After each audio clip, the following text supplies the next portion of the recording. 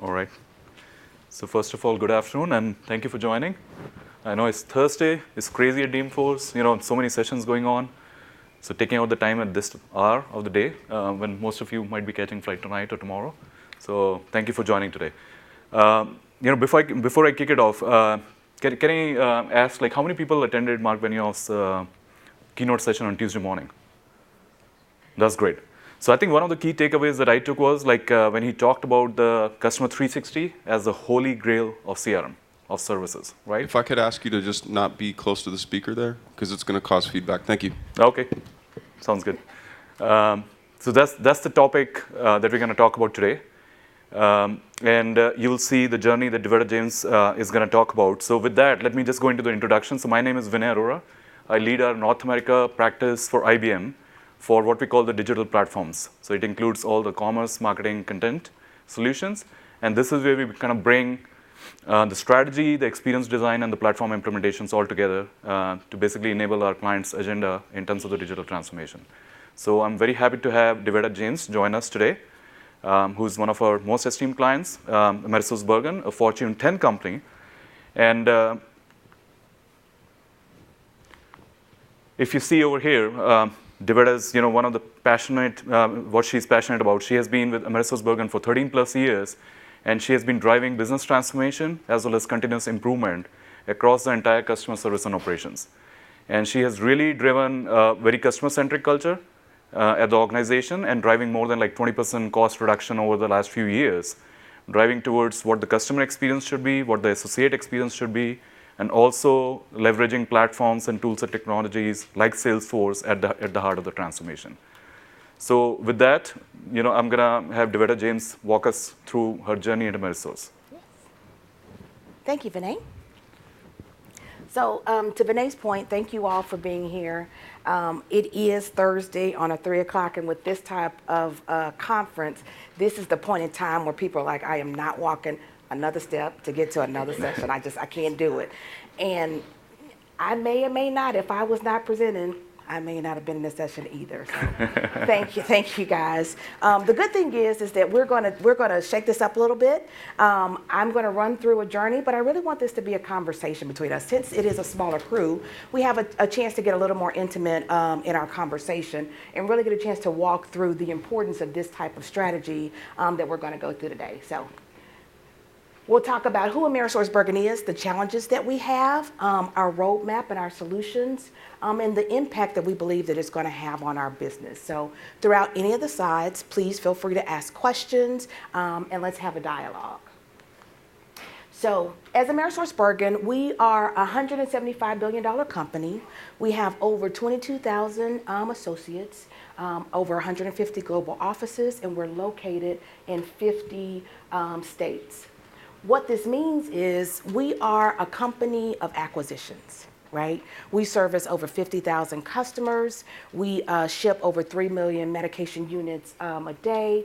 We handle hundreds of millions of transactions on a daily basis. And what that equals is inconsistency, because how we do that is through 40 instances of Salesforce. That's right, ouch. 40 instances of Salesforce, right? So what we decided to do is to go on this journey, and our business goals is to create a seamless customer experience, an integrated associate experience, and we needed to consolidate operations to recognize synergies like you should when you do mergers and acquisitions. With that, because we have business goals, technology is really a key driver for us to achieve our goals. We needed to integrate our systems. Now, I said 40 Salesforce instances, but I didn't even talk about the other backend, our ERPs, our e-commerce platforms, all the other attributing systems that we use to run our business. We needed to digitize our analog content. We needed to harmonize our processes across the enterprise and automate workflows. And through that, it creates a cross-functional collaboration using technology. So I want to pause here to ask, is this an issue that a lot of you guys are experiencing in your companies right now? Anybody? Jay didn't bring snacks for everybody? Lots of nods. So when you talk about the 360 view of the customer, are you having challenges because your business has grown? Let me just see a raise of hand if that's your challenge. Is your challenge because your systems are not connected? Okay, all right. Is everybody currently Salesforce users? Yeah. Anybody transitioning from a platform onto Salesforce? Okay. So, as I mentioned, that technology is a key driver in order for us to achieve our goals. So Vinay is going to walk us through how we're going to get there from a technical project perspective. Yeah, thanks, Devetta. So if you think about in terms of any business transformation, right, there are two very important dimensions that Devetta covered over here. First is the business and the process dimension. We are talking about more than 10 different business units, and primarily coming through different acquisitions, different sizes. The customer base is different. You're talking about the heritage AmerisourceBergen business is more about the specialty pharmacies, about the generic pharmacies like Walgreens and the CVSs of the world. And then you also have all the specialty clinics and the doctors' clinics on the other end of the spectrum. So the customer base is very different. And if you look at the 10 different BUs trying to come together on a single common platform, that by itself is a big transformation initiative, not just from a technology perspective, but also the culture of the organization, the alignment of the processes and everything that goes around it, right? So that's one dimension. The second dimension is the actual technology dimension. So as Devetta mentioned, there are quite a few components to this. So when we talk about some of Salesforce as a common platform, for AmerisourceBergen, we are using Salesforce as the foundational platform for all the inside sales, as well as all the field sales. It is also being used for the entire customer service and operations aspect of that. And if you look at it, like what Devetta mentioned, like 43 different sales organizations, it's a beast to kind of bring it all together and have a common vision around that. Right? We also have the back-end plumbing, because it's heavily focused on distribution. If you're talking about 3 million transactions a day, the entire financial transactions, operational transactions that go through SAP, bringing, again, different business units onto a common ground without breaking the current system is a challenge by itself, right? So the way we approach this entire program, and we call it BTT, or the Business and Technology Transformation Program, we kind of brought it all together in terms of doing it together to gain the maximum efficiencies. And there are 4 pillars, if you see on the bottom, there are 4 pillars of this entire program that we're running, which is a multi-year program. And you have the operational and the distribution and the supply chain aspect of that, and the financial aspect of that is running on SAP. It's also the source of the truth for a lot of the master data that cuts across the organization. But then you also have the entire customer intimacy piece of it, which is around the customer integration, the e-commerce, the marketing experiences. And then you have the Salesforce experience and the customer service and operations experience. But more importantly, to make sure that these are not running in silos, it's very important to see what the end goal for programs like these are. And we have a common layer of business transformation office that looks at some of the tactical PMO functions, but more importantly, like how are we driving value towards the end goal of what we're delivering to our customers. So that's the kind of the approach that we've taken in terms of bringing it all together. And as you can imagine, like every technology brings its own nuances. You need to have the specific set of the skill set, the talent that you need to bring together and take it all together in a single big program. Devetta, you want to add to that? Yeah, so I want to take a moment to pause here because we have some new people that joined us. And so basically what we're talking about is the journey to create a seamless customer experience. As our business, we experience having multiple platforms that were not connected, which caused our challenge in our visibility. So here comes the interactive part of the session for you guys, right?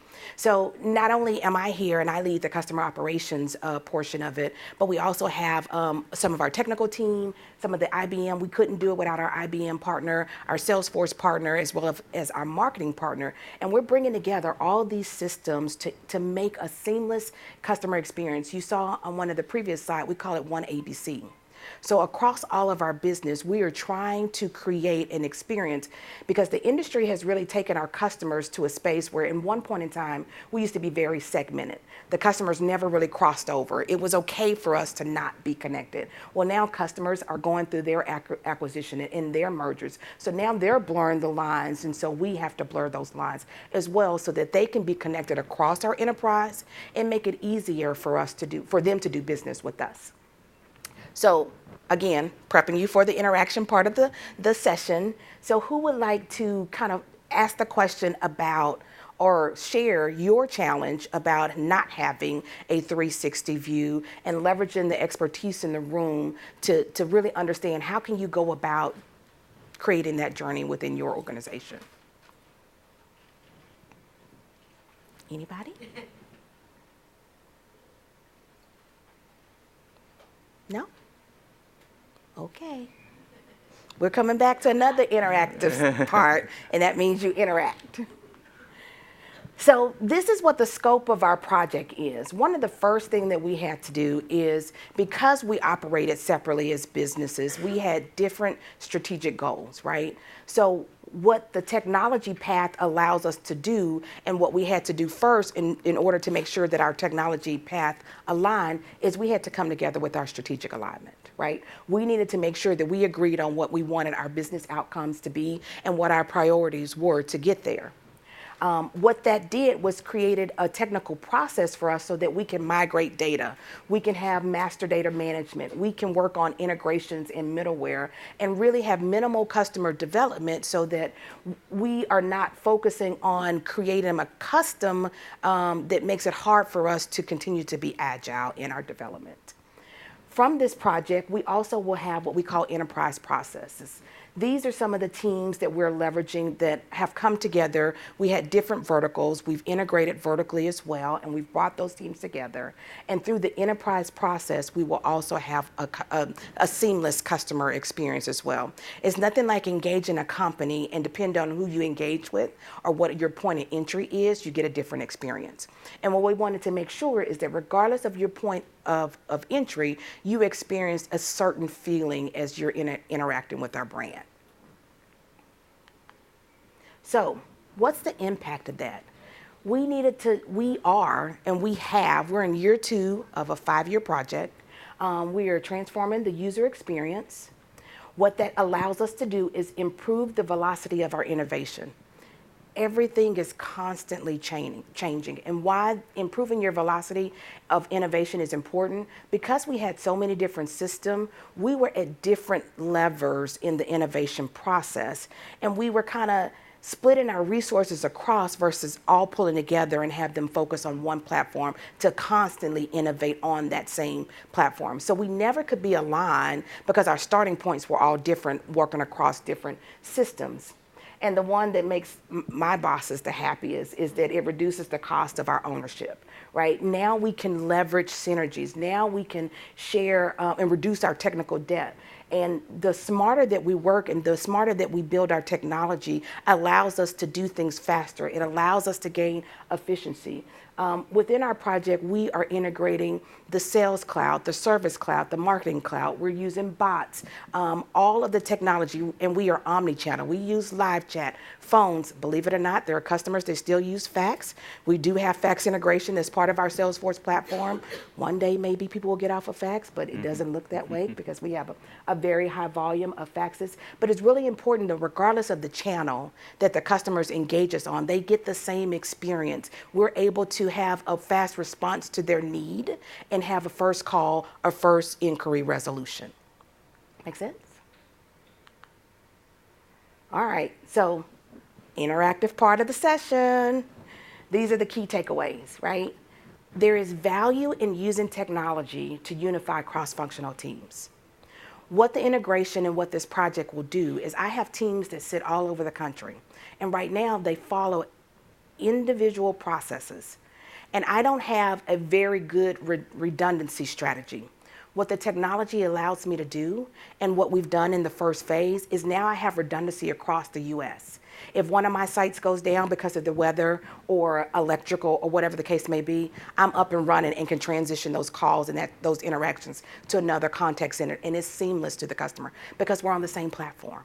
We're on the same systems. We're following the same processing. The time for us to train in order to have cross-functional collaboration is reduced more than 50%, right? Because the processes are the same. The segments are different, meaning the customers are different, but how we do things are the same, and that's the key.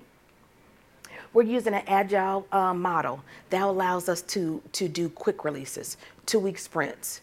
It allows us to do quick when we prepare ourselves and we use that type of technology or that format to release technology, it allows us to be nimble. Right? We are very flexible in what we can do. And as our industry changes, we can respond to it quicker, right?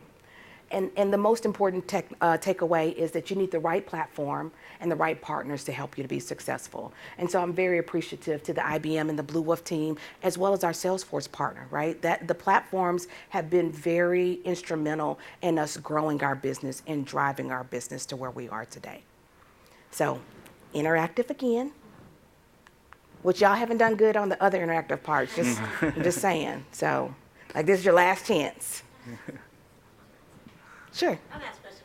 Thank you. You know, that first slide where you showed just like the amazing scale of the size of your company, the revenue you have, in every state, global, all that.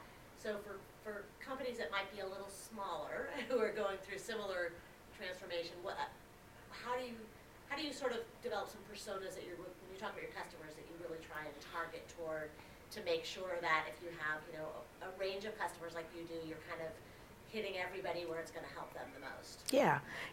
When I started with the company 13 years ago, I was one of the divisions, right? And then our division actually started to acquire other companies, and then we merged with the company. And so we started, when we first started on Salesforce, we had maybe 50 users. We did a lot right out of the box. And as the business continued to grow, as we acquired companies, we took it almost the exact same approach, except we did it at the time of our acquisitions within our division, right? So as you acquire companies or as your business changed, the classic platform, which was the platform that we were on, it was a nimble, it had a lot of partners that allowed integration, that allowed us to connect to our acquisitions quicker.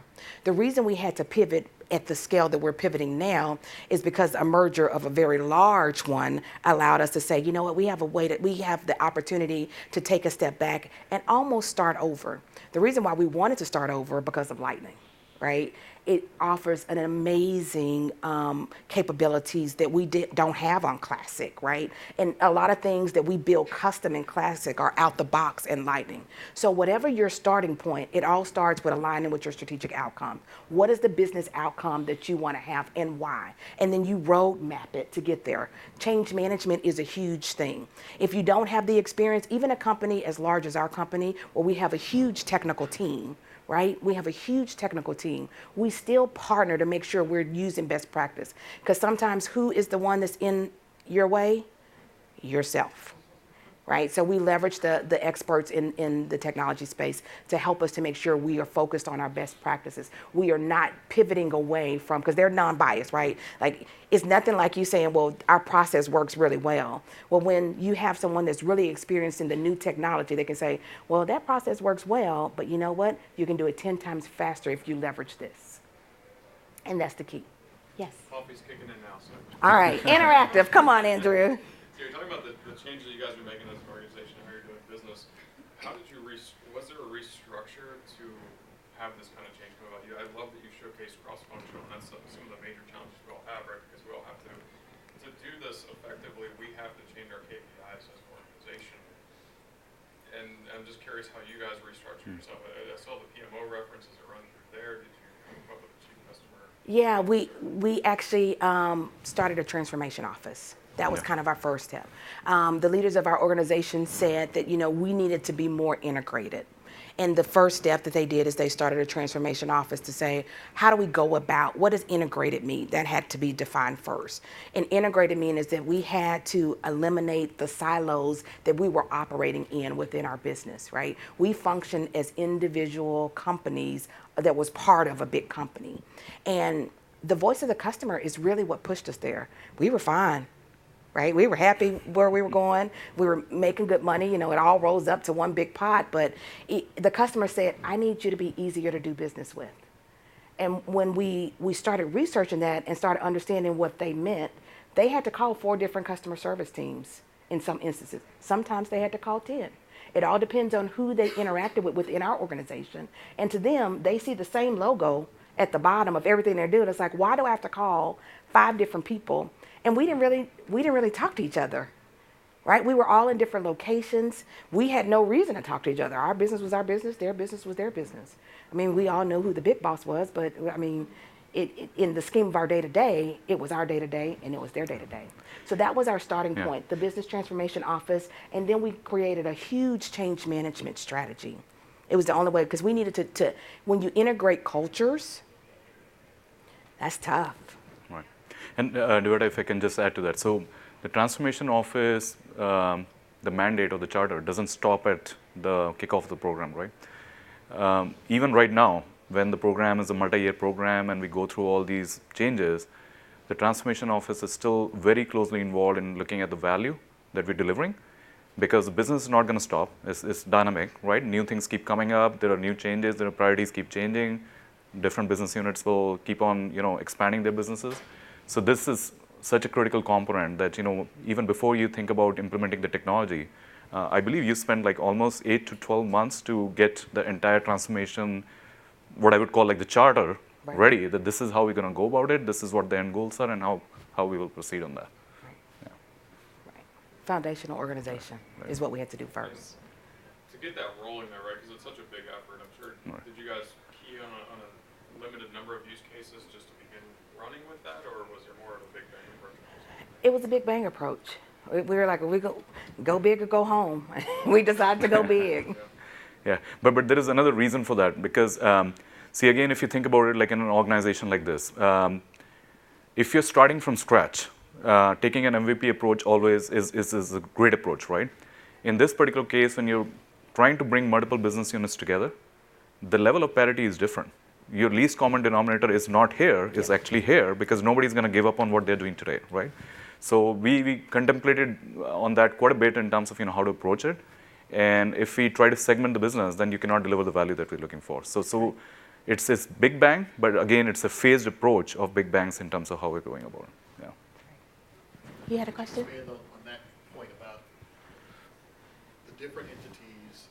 The way I do it is the way I love it. I don't want to do it that way, or my way is the best, or I need changes from out of the box. How does the business transformation office and the change management approach, how are you handling, adjudicating those issues where the business unit says, my way is special. Yeah. I need these customizations. Yeah, one of the things that we did, and I think it's on one of the other slides, is we did a vertical integration as well. So we merged and we selected a leader to lead the verticals, right? And so it was my responsibility to take all the teams across in my segment, which was service, all the customer-facing functions, to say, out of all the different ways we do things, what's the best practice? So it started with a kickoff with my new direct reports, and I said, listen, everybody does great work. And as we go through this journey, it doesn't mean the way you were doing it was wrong and another way is right. What we're looking for is how do we collectively come together and agree on what's the best way? And when you kind of set that foundation to say, you're not wrong, I'm not right, but together we're better, then everybody starts pulling their ideas together and say, show me how you did it. Oh, you know what, and so then they start collaborating. And we collectively as a team made a decision, this is how we want to brand ourselves as an organization. This is how we want to show up in front of our customers regardless. And you tie compensation to it to make sure that they're all in, and it works. It was tough probably for the first, I would say 3 months, because when you're meeting new people, and you've heard a lot about it throughout this conference, is what's everybody's intention. And the intention really was, I think all of my leaders were really passionate about servicing the customer.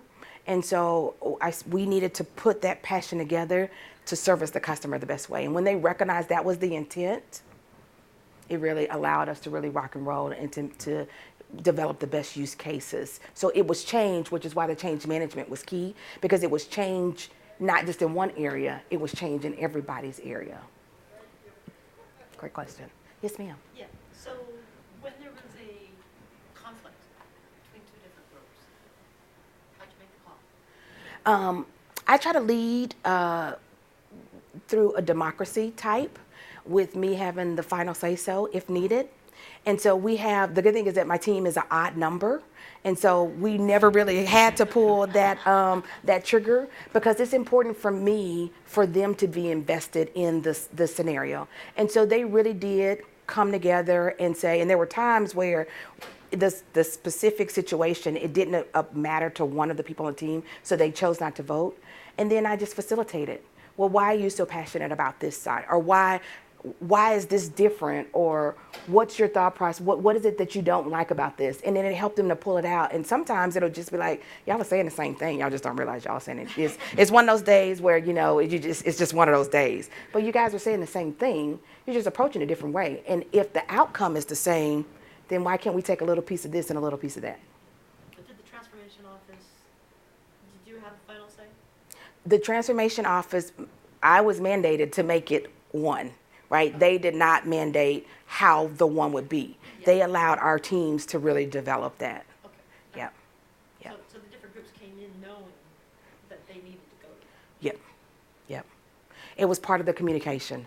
We had to say, kicking off, this is what we're doing. This is where we're going as a business. We need your expertise. We want you to be a part of it. It's funny. I talked a little bit with Andrew when we started the session, and he's with American Honda. And one of the themes that I used with the team when we kicked off our session was being on the bus. Wouldn't you rather be on the bus than sitting on the side watching the bus go by? You have an opportunity to be a part of creating something.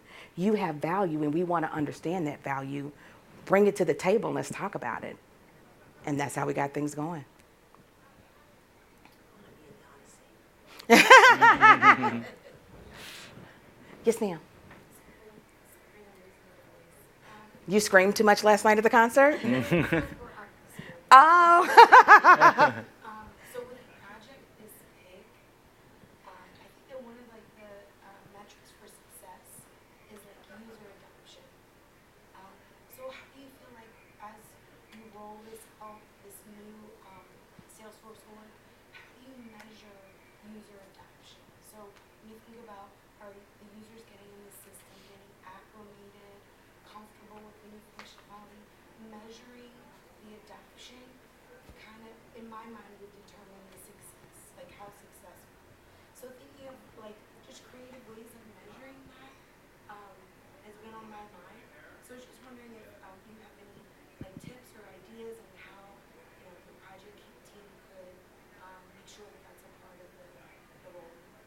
Yeah, I think one of the things that's critical is in your technical teams, it is developing the right solution. So I believe that if we develop a platform that offers efficiency, ease of use, a good user experience, then the adoption will automatically happen because it makes their job easier. You want to make sure you're developing systems that makes their jobs allows them to work smarter, not harder. And so the approach that we take is the engagement from the beginning.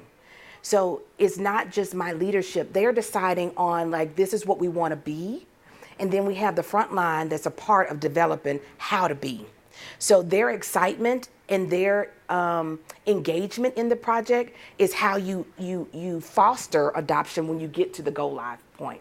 You can't expect them, you can't just dump something in their lap, right? They have to be a part of the project and part of the decision because they do it on a day-to-day. We consider it and do strategy all day long, but put me on the phone to try to answer a call and key an order, I may not can do that. Right? But I have a team that is great at it and they do it all day long. So they have a voice just like our customer has a voice. And it's important for their voice to be a part of the development so that they can automatically have that adoption because they were a part of the creation of it. And be comfortable with giving feedback. I think as we start to incorporate things like surveys maybe to that group of SMEs that were involved with the project team, there's certainly different ways that we can solicit feedback in that type of environment. Yes, I think surveys is a great point, but one of the things that I think is also critical is being agile, right? Because it's nothing like when you do get that feedback, you don't respond to it. It's no different than when you survey your customers. If you want the feedback, you better do something with the feedback. And it's the same thing from the associates. If you want that feedback, we need to be able to respond to that feedback. So the agile methodology is really key so that when they're in there, when they're doing their testing, and they give us feedback like this is clunky, we can respond to that. That's the continual engagement. Great question.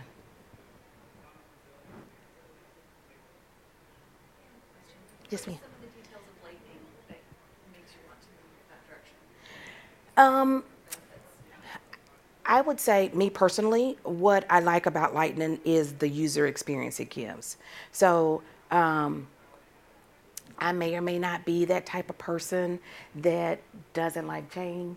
And it has to be something shiny and new and something I want to play with it to put me into that scenario when it comes to technology. One of the things about the user experience, and this is going to sound weird, but this is from my perspective, is that the layout, the ease of the pages, the brightness of the page, like it's those little things that really make you like, oh my God, this is like, it's fresh. It is easy to navigate. There's not a lot of clicking. It offers a lot of automation. And as you have transitioning workforces, which is something that I experience, as we have different age groups that are going into their expectation in interacting with technology is different, and Lightning is that. So think about all the bells and whistles that you get every time you get that Apple upgrade or whatever it is. That's what Lightning does. We can get those upgrades so much quicker. So it's constantly changing, and you don't have to go through this huge, big to-do release to make it happen on your platform because it's in the cloud, because it has that type of functionality. You get that newness all the time, which keeps them engaged with the platform, which keeps them involved in wanting to change and do things different. Vinay, do you have No, I think you covered it well. So answer, but probably you're the best expert in the room, so I'm not going to put you on the spot. Right? But yeah, I think as Devetta explained, I think think of it as a common foundational framework that is bringing all these different clouds together, and that is again from a technology perspective, that is the biggest value of that we see, which is very different from, say, where it was like 3 or 4 years ago. Because Salesforce also grew through acquisitions, all these clouds might not fully talk to each other, but now as the vision of Salesforce is going in that direction, and with Lightning framework as kind of the common foundational framework, that is making a big difference. Did I capture that correctly? No. Question. Okay.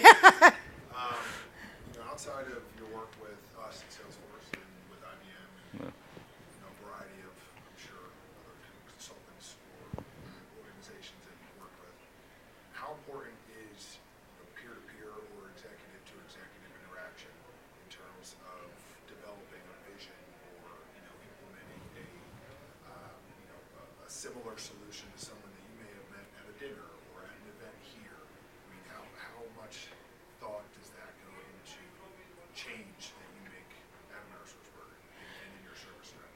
Yeah, so for me personally, how many people are in the service industry, meaning B2B? Is everybody B2C? There's a few B2B. So we're a B2B company, right? And in our business, we are competing with B2Cs, right? Meaning every day, and I'm guessing everybody has this expectation because I honestly do as well, is the experience that I have when I'm a consumer is the same experience I expect to have when I'm engaging with businesses, right? And so my competition is not just the people that are in my space, it is all of service industry or all companies that provide a service to a customer, because that's what I'm being compared against, even though my product is not the same. So it is very important, because sometimes in our thought process, we think really focused in our industry. Where is our industry going? And don't really consider the things that are outside of our industry that is influencing the people that we are engaging with business. It has nothing to do with what we do and the importance of our product. We're a pharmaceutical distribution company. We deliver medications to hospitals, pharmacies, right? We recognize that at the end of the day, what we do is impacting a patient alive. But that buyer that we're dealing with, if they struggle to engage with me, I'm being compared to the experience of their ordering from Amazon or any online retailer, right? Or any e-commerce. That's what they're expecting. How easy it is for them to get things. They can click a button and walk away and it shows up the next day. that's what I'm competing against as well. So in those type of environments, I personally spend a lot of time in that space because it helps me to keep the voice of the customer relevant. I'm in a business where distribution is really what we do. And it is technically a sales organization that I work in. But as a service person, it's my responsibility to influence my executives that it's not really about a price and a product. It's about more than that. And when I engage with other executives that are going through the same thing, it's like my own white paper, my own use case, to help them to buy into the strategy because they have the pockets. Dang it. Like if I had my own pocket, I wouldn't have to go through that, but they're the ones that are writing the check. So it's important for me to have reference points from other industries that are B2B, just like mine, and or B2C, where they're making innovation change, because I can't be behind that, even though I'm not competing in that space. I'm competing with that experience. Does that make sense? Thank you. Great question. Anybody else? No other questions? All right, Renee? All right. No, thank you, Devetta. And this is just to give you a good view into State of Salesforce launch today. This is an annual publication that comes out of the IBM Bluewolf. So if you're interested, we have some copies of as well. And if you want to check it out, it's available online as well. So thank you for joining this afternoon. I know, again, Thursday afternoon, 3 to 4 p.m. is not probably the best time, with everybody having gone through so many sessions. So thank you for your interest today. Yes. Thank you for using your steps to walk this way.